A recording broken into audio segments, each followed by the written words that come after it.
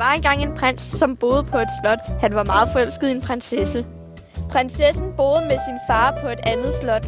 Han fik en idé og sendte en gave. Hun kunne ikke lide gaven.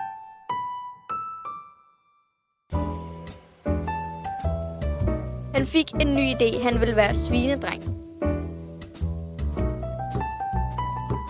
Han ville lokke prinsessen med sin magiske gryde.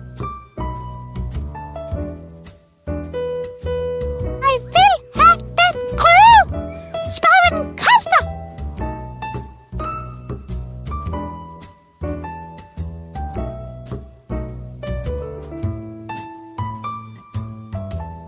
Jeg er 10 kys af prinsessen.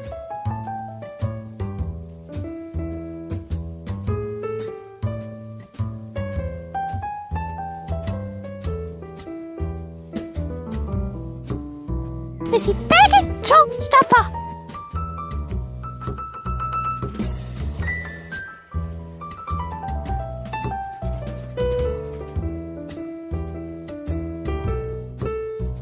Det er en aftale.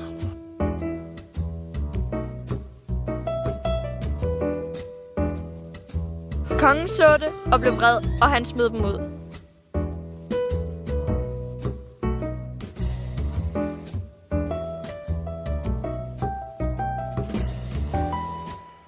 Jeg er en prins.